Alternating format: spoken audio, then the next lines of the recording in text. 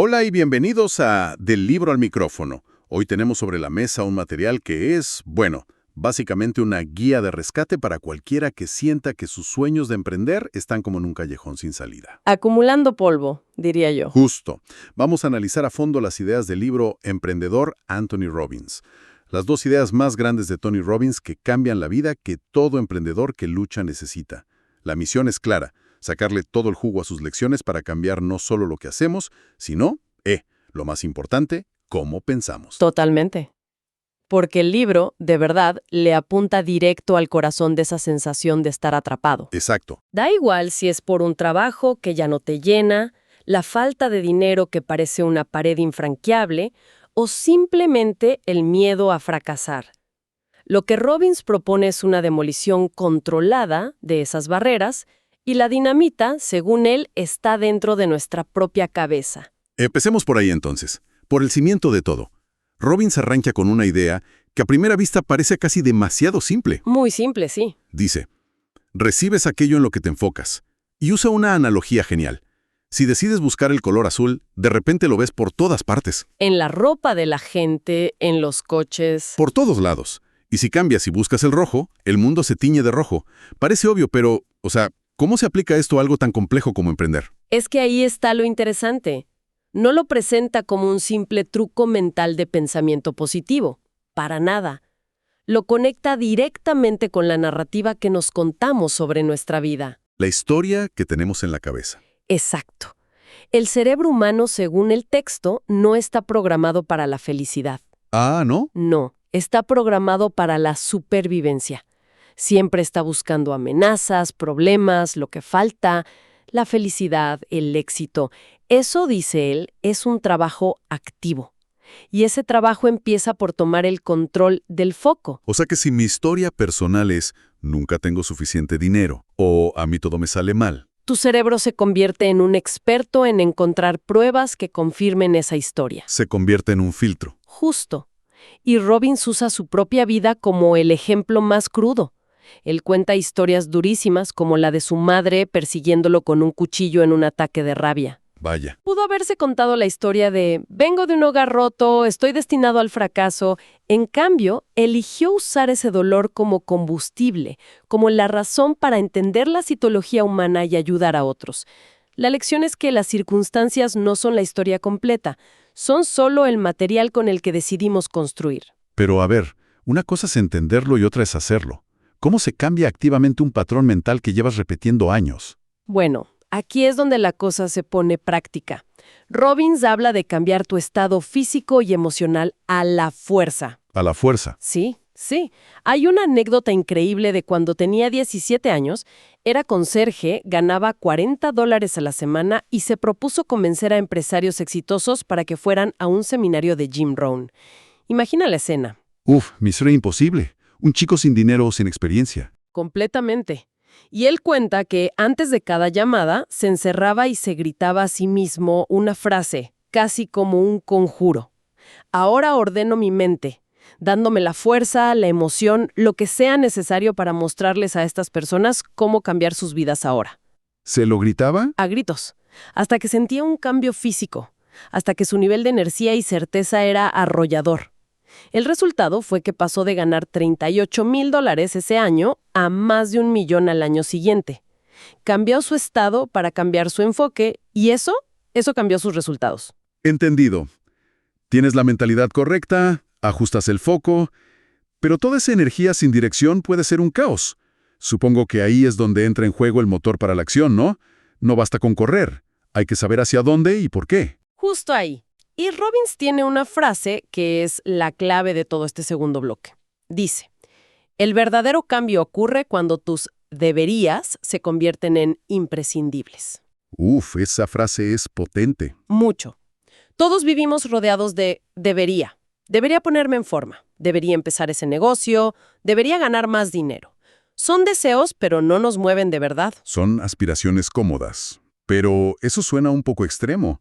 ¿Acaso sugiere que tienes que esperar a estar al borde del abismo para que algo se vuelva un imprescindible? Es una pregunta excelente. Y no se trata de esperar al desastre. Se trata de elevar tus propios estándares hasta el punto en que no aceptes nada menos. De crearte tú mismo la necesidad. Exacto. El autor del libro lo cuenta en primera persona. Él tuvo éxito al lanzar su editorial porque no tenía plan B. Su vida literalmente dependía de que funcionara. Pero no fue el abismo lo que lo movió, fue la decisión consciente de quemar las naves. Entiendo. Otras personas en su misma situación fracasaron porque su trabajo de 9 a 5 era lo suficientemente cómodo como para que su proyecto fuera solo un debería. El hambre es lo que marca la diferencia, y esa hambre se puede crear. ¿Y cómo se crea ese hambre si no es por necesidad pura y dura? Porque si no, parece que el éxito solo está reservado para los desesperados.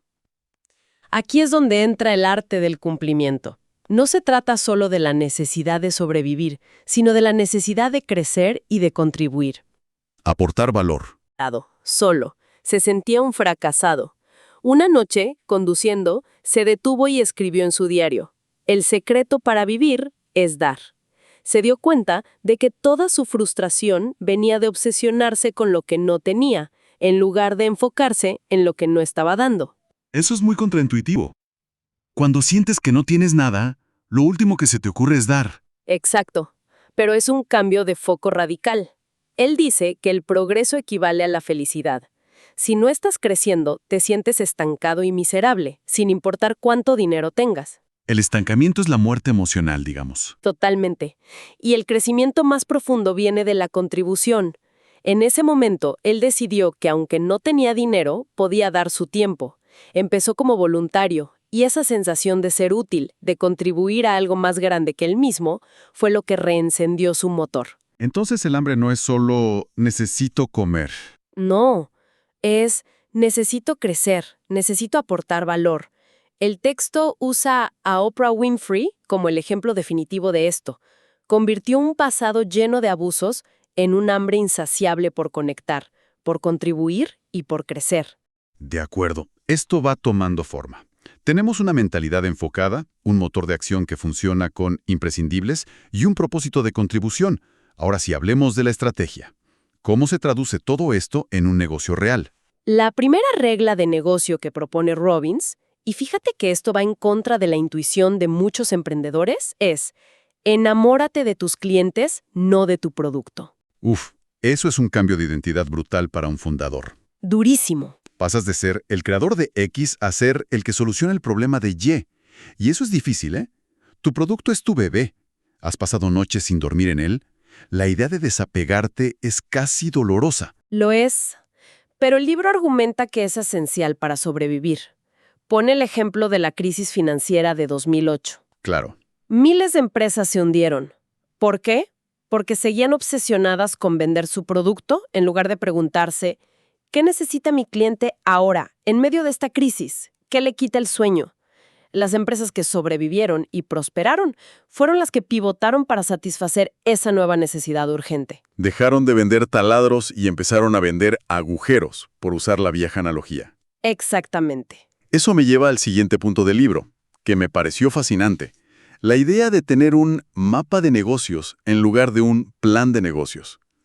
Al principio suenan parecido, pero la diferencia es fundamental. Es una diferencia total. Un plan de negocios es como una ruta de GPS, una línea recta del punto A al punto B. Rígido. Muy rígido. Pero ¿qué pasa si hay un atasco, una carretera cortada o descubres un destino mejor a mitad de camino? El plan se vuelve inútil. Un mapa, en cambio, te muestra todo el terreno. Te dice dónde estás, a dónde quieres llegar, pero también te muestra todas las rutas alternativas, las montañas, los ríos. Te permite navegar, adaptarte. Y los ejemplos que da el libro son muy reveladores. Starbucks y McDonald's. Claro. Si le preguntas a alguien en qué negocio está Starbucks, el 99% dirá en el del café. Obviamente. Pero Howard Schultz siempre dijo que estaban en el negocio de la experiencia, de ser el tercer lugar entre la casa y el trabajo. El café es solo el vehículo. Y lo de McDonald's es aún más radical. Espera, ¿cómo? Eso me voló la cabeza cuando lo leí. Su propio director financiero dijo una vez: no estamos en el negocio de la comida, estamos en el negocio inmobiliario. ¿Cómo es eso posible? Su principal fuente de ingresos no es el margen de las hamburguesas. Es el alquiler que cobran a sus franquiciados por los locales que son de su propiedad y están en las mejores esquinas del mundo. Vaya. Entender que su mapa era el inmobiliario y no la comida rápida les permitió construir un imperio de una solidez increíble. Eso es pensar con un mapa. Te obliga a preguntarte constantemente, ¿en qué negocio estoy realmente? Ok, y dentro de ese mapa hay una regla de oro que menciona el libro. Crea un negocio que pueda funcionar sin ti. La historia de Michael Ovitz que cuenta es una advertencia brutal. Brutal y muy común. Ovitz fue el agente más poderoso de Hollywood en los 90s. Su agencia, CAA, era él. Todo dependía de sus llamadas, sus contactos, su genialidad. Era el centro del universo. El hombre orquesta. Exacto. Pero cuando quiso vender la empresa, se dio cuenta de que había construido una jaula de oro. Sin él, la empresa no valía casi nada. La vendió por una fracción de su valor real porque no había construido un activo. Había construido un trabajo muy bien pagado para sí mismo. Esa historia es una advertencia para cualquier emprendedor. Pero para alguien que empieza solo, crear un sistema que funcione sin uno mismo suena a una meta a 10 años de distancia. ¿Ofrece el libro algún primer paso práctico para empezar a construir eso desde el día 1? Sí, y se conecta con las dos últimas grandes ideas, ingenio y apalancamiento. Primero, el ingenio es más importante que los recursos. La eterna excusa. No tengo dinero, no tengo tiempo. Justo. La gente siempre dice, no tengo contactos. Robbins dice que eso no es un problema de recursos, es un problema de ingenio. El ejemplo de Sam Walton es perfecto. No tenía los recursos de gigantes como Sears o Kmart, pero tuvo el ingenio de poner sus tiendas en pueblos pequeños que los grandes ignoraban. Donde nadie más veía una oportunidad. Y creó un sistema logístico y de precios que nadie pudo igualar. Su ingenio creó los recursos. Y luego está el apalancamiento, que el libro distingue claramente de la simple delegación. Esta parte me parece crucial. Es que es la diferencia entre ser un jefe y ser un diseñador de sistemas. Piénsalo así. Delegar es decirle a alguien, ve y saca 100 copias. Si las hace mal, te enojas. Si no las hace, el problema vuelve a ti. Dependes de la persona. Totalmente. El apalancamiento es crear un proceso documentado, paso a paso, con la máquina correcta, el papel correcto y las instrucciones claras para que cualquiera pueda sacar 100 copias perfectas sin tener que preguntarte nada. Uno depende de una persona, el otro depende de un sistema. El objetivo es construir sistemas. Ese es el objetivo. Construir sistemas apalancados, de marketing, de ventas, de operaciones, que produzcan resultados consistentes, estés tú presente o no. Ese es el primer paso para que el negocio funcione sin ti. Entonces, si lo unimos todo, es un camino que empieza en la mente, se alimenta de una necesidad imperiosa de crecer y contribuir, y se ejecuta con una estrategia que no se enfoca en el producto, sino en el cliente, y que no busca crear un trabajo, sino un sistema autosostenible. Completo. Cada pieza se apoya en la anterior. No puedes construir un sistema si tu mentalidad es de escasez. No puedes mantener el hambre si no tienes un propósito más allá de ti mismo. Todo, Todo está interconectado. Tiene mucho sentido. Y al final de todo este viaje por la mentalidad, la acción y la estrategia, el libro cierra con una cita de un empresario llamado Paul Meyer que, lo encapsula todo de una forma muy potente. A ver. Dice: todo lo que vívidamente imaginemos, ardientemente deseemos, sinceramente creamos y entusiastantemente emprendamos, inevitablemente sucederá. Me gusta eso, porque sugiere que antes de la estrategia, antes del plan, antes incluso de la acción, está el acto de imaginar. Exacto. Pone la imaginación como el verdadero punto de partida. Y eso nos deja con una pregunta final para reflexionar. Una que va más allá de solo montar un negocio. La pregunta es: Gracias por acompañarnos en Del Libro al Micrófono. Si estas ideas resonaron, les invitamos a seguir la conversación en nuestras redes sociales. Pueden encontrarnos en Instagram como @ectvplay y en Facebook como STVplay y Tony Robbins Latinoamérica. Hasta la próxima.